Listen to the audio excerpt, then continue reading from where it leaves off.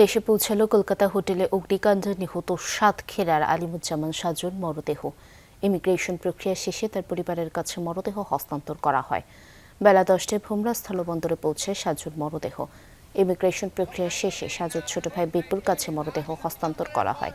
এরপর লাশবাহী গাড়ি রওনা হবে গ্রামের বাড়ি কালীগঞ্জের বরেয়ার উদ্দেশ্যে। সেখানে জানাজা শেষে পারিবারিক কবরস্থানে দাফন করা হবে আলিমুজ্জামান সাজুকে। এছাড়া কুষ্টিয়ার একই পরিবারের 4 সদস্য সহ সাভারের আহমেদ বাবুর মরদেহ এখনও কলকাতার হিমঘরে রয়েছে। আইনি প্রক্রিয়ার মাধ্যমে পরিবারের কাছে হস্তান্তরের পর দেশের উদ্দেশ্যে রওনা হবে মরদেহবাহী অ্যাম্বুলেন্স। এরই মধ্যে পরিবারের সদস্যদের বিশেষ পাসপোর্ট ব্যবস্থা করেছে বাংলাদেশ হাই কমিশন। এছাড়া পরিবারের ইচ্ছায় কলকাতার নিমতলা শ্মশানে হয় এক নারীর সৎকার। এর আগে বুধবার রাতে হোটেল শিখা ইনে অগ্নিকাণ্ডে প্রাণ যায় 9 জনের, যার মধ্যে 7 জনই বাংলাদেশি। দগ্ধদের মধ্যে কয়েকজনও বাংলাদেশি রয়েছেন। দর্শক, এই বিষয়ে আরো জানাতে সাতক্ষীরা থেকে যুক্ত হচ্ছেন সহকর্মী আকরামুল ইসলাম। আকরাম, পরিবার তো সাজুর মরদেহ বুঝে পেল, কখন নাগাদ জানাজা ও দাফন প্রক্রিয়া সম্পন্ন হবে এবং সেই প্রক্রিয়ার ব্যাপারে বিস্তারিত কি তথ্য রয়েছে আপনার কাছে? কিছুক্ষণ আগেই কিন্তু ভারতের যে খোঁজাডাঙ্গা সীমান্ত দিয়ে সাতক্ষীরার যে ভোমরা ইমিগ্রেশনে কাছে মরদেহটি হস্তান্তর করেছে ভারতীয় বিএসএফ এবং পরিবার, বিজিবি এবং ইমিগ্রেশন পুলিশ এই মরদেহটি কিন্তু বুঝে নিয়েছে। আমাদের সঙ্গে যে সাজু মারা গেছেন তার আপন ছোট ভাই, আমরা একটু আপনার কাছ থেকে জানতে চাই যে মরদেহ তো বুঝে পেলেন, এখন পরবর্তী দাফন কাপড়ের কি ধরনের প্রস্তুতি আপনারা, এবং এই যে মরদেহটি ফিরে আসলো, সরকার আপনাদের কোনো সহযোগিতা করলো কিনা?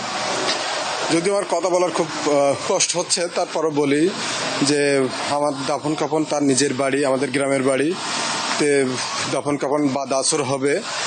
আর আগে যেটা বলেছি যে এই বাংলাদেশ সরকারকে ধন্যবাদ দেওয়া যে খুব দ্রুত প্রসেস করে দেওয়ার জন্য। ইন্ডিয়ান সরকারের কাছে আকুল আবেদন থাকবে এবং অভিযোগও বলতে পারেন যে আমার ভাইটা এভাবে চলে গেল, তা আমরা খুবই ব্যথিত এবং আরও অনেকে মারা গেছে, অনেকে অসুস্থ হয়েছে। এই যে সরকারের কাছে এটার একটা জবাবদিহিতা থাকা উচিত যে এতগুলো মানুষ বাংলাদেশ থেকে ট্রিটমেন্টে যায়, তারপরে ঘুরতে যায়, কিন্তু মানুষগুলো বিভিন্ন পদে পদে হয়রানি হয় এবং আসার সময় বেশ কিছুক্ষণ আমাদের ইন্ডিয়ান সাইডে 2 থেকে 3 ঘন্টা মতো আমাদের বেশ জটিলতা একটা তৈরি করছে, যেটা আমরা হয়তো বা জোহরেই আমরা জানাজা করতে পারতাম, বাট সেটা বাদ আসরে চলে যেতে হচ্ছে।